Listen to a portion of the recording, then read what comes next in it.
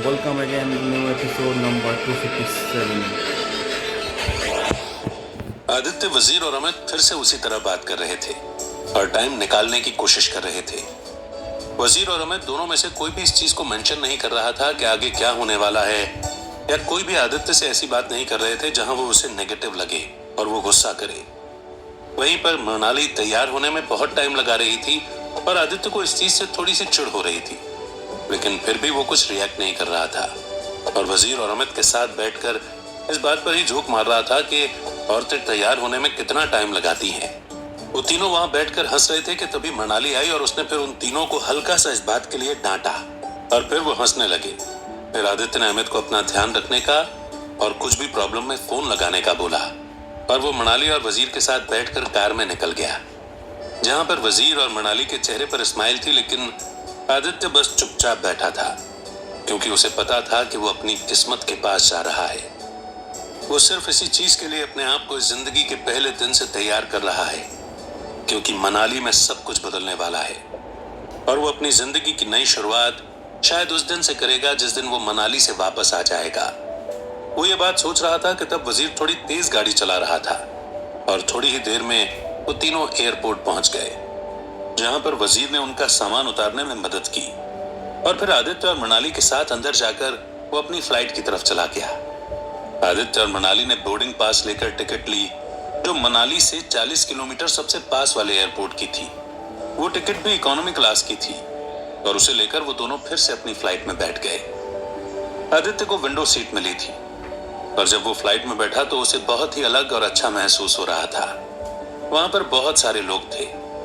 उसने सोचा कि वो इस जिंदगी में पहली बार किसी पब्लिक ट्रांसपोर्टेशन में इतने सारे लोगों के बीच बैठा है और वो बस उन्हें ही देखे जा रहा था।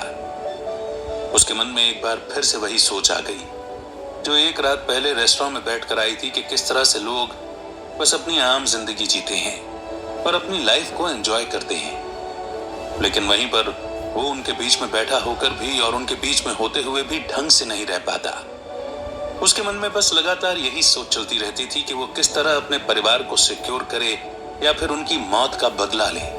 उसे एक बार फिर से अपनी लाइफ बहुत कॉम्प्लिकेटेड लगने लगी और उसी के साथ उसके दिल की धड़कन भी तेज हो रही थी, क्योंकि उसे पता था कि वो अपनी जिंदगी के एक बड़े मुकाम की तरफ जा रहा है। उसे बहुत ही बेचैनी महसूस होने लगी थी और बस मन कर रहा था कि वो यहाँ से जल्द बाहर चले जाए।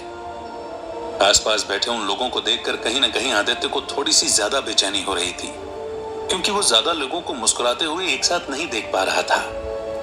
उसके मन में इस बात की सोच चल रही थी कि वो आज तक कैसे लोगों से घिरा हुआ रहा है, जो ज्यादातर या तो अपनी सोच में डूबे हुए रहते हैं या फिर उसे मारने की प्लानिंग करते रहते हैं। वो सिर्फ दो ही इंसानों को जानता था जो उससे हमेशा मुस्कुराकर बात करते थे। एक है मनाली, जो उसके साथ हमेशा रहती है, और दूसरी थी अनामिका। अनामिका जब भी आदित्य से मिलती थी तो वो मुस्कुराकर बात करती थी और उसे हर बार ही अच्छे तरीके से ट्रीट करती थी। जब आदित्य के मन में एक बार फिर से अनामिका का ख्याल आया तो उसे उसकी वही मरने वाली इमेज दिखने लगी और ऐसा महसूस हुआ जैसे उसके हाथों पर अभी भी उसका खून लगा है। जब उसने इस चीज को महसूस किया तो एक बार फिर से उसे अपनी गलती पर रिग्रेट होने लगा और जैसे वो दुख एक बार फिर उसके अंदर समाने लगा।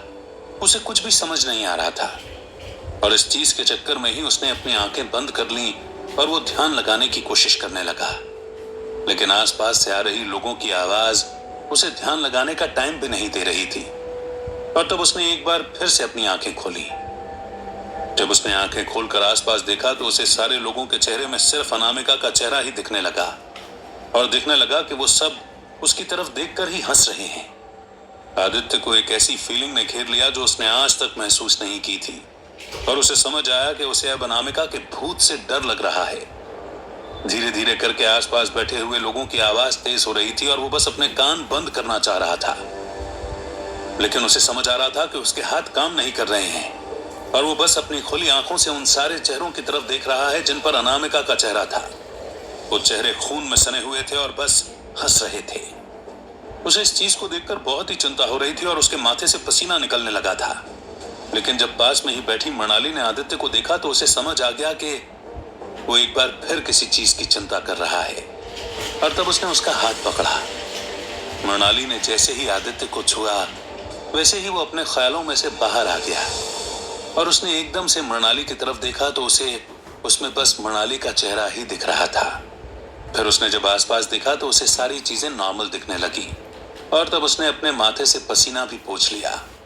मृणाली ने उससे कुछ भी पूछना सही नहीं समझा क्योंकि उसे समझ आ गया था कि आदित्य जो भी सोच रहा था वो उस ख्याल से बाहर आ चुका है और वो उसका हाथ पकड़कर वैसे ही बैठी रही। तब आदित्य ने भी उसके हाथ पर थोड़ी ग्रिप टाइट कर दी थी। वो इस समय अकेला नहीं रहना चाहता था और बस किसी तरह अपने मन को बहलाना चाहता था।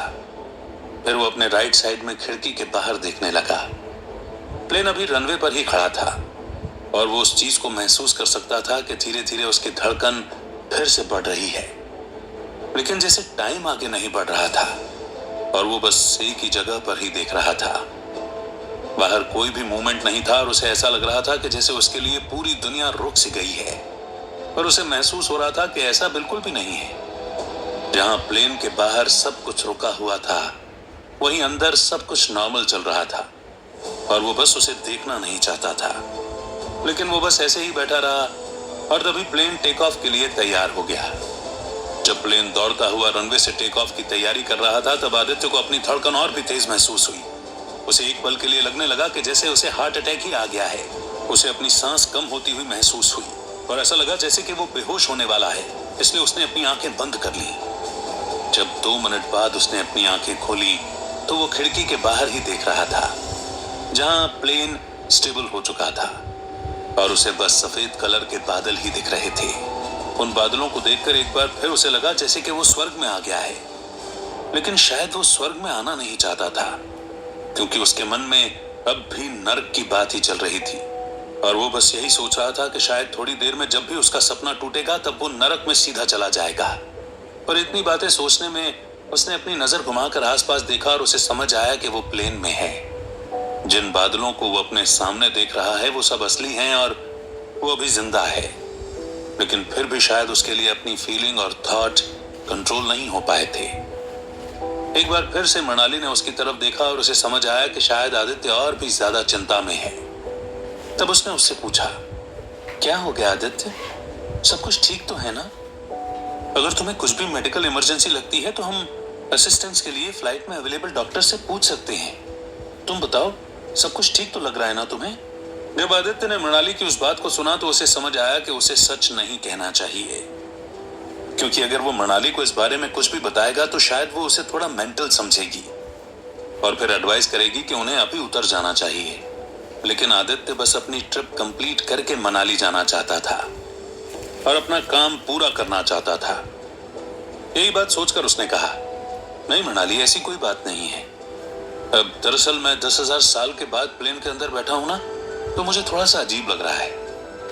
मैं सारी चीज को हैंडल करने के लिए तैयार नहीं था और ये बिल्कुल वैसा ही एक्सपीरियंस है जब मैं पहली बार बैठा था, तो बस मैं थोड़ा सा कॉन्शियस हो गया हूं। जब आदित्य ने ये कहा और मृणाली की तरफ देखा तो उसे समझ नहीं आ रहा था कि वो उसके जवाब से कन्विंस हुई है या नहीं, लेकिन फिर भी उसे लग रहा था कि शायद वो उसकी बात मान गई है, क्योंकि अगले ही पल मृणाली के चेहरे पर एक स्माइल आ गई थी और उसने आदित्य के हाथ पर ग्रिप टाइट कर ली थी। फिर उसने उसी तरह स्माइल करते हुए आदित्य से कहा, कोई बात नहीं आदित्य, मैं समझ सकती हूँ, सबका पहला एक्सपीरियंस ऐसा ही होता है और तुम्हारे लिए तो एक बहुत ही लंबा गैप हो गया है, तो तुम्हें तो डर लगना ही चाहिए।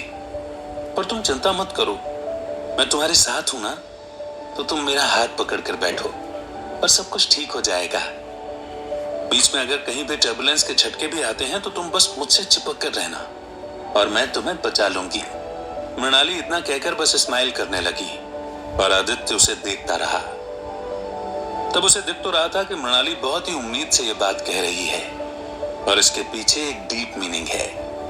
वो मीनिंग कहीं ना कहीं इस चीज को भी बता रहा है कि मृणाली बस प्लेन में ही आदित्य को बचाने की बात नहीं बोल रही, बल्कि वो असल जिंदगी में भी उसे बचाने की बात बोल रही है। लेकिन आदित्य को पता था कि ऐसा शायद मुमकिन नहीं है। उसे पता था कि उसे अपना ये रोल निभाना है और उसे मृणाली को सेफ रखना है। उसने सोचा कि वो कब से इतना वीक हो गया कि मृणाली उसे सेफ्टी का दिलासा देने लग रही है और उसे अपने आप पर थोड़ी सी शर्म आने लगी।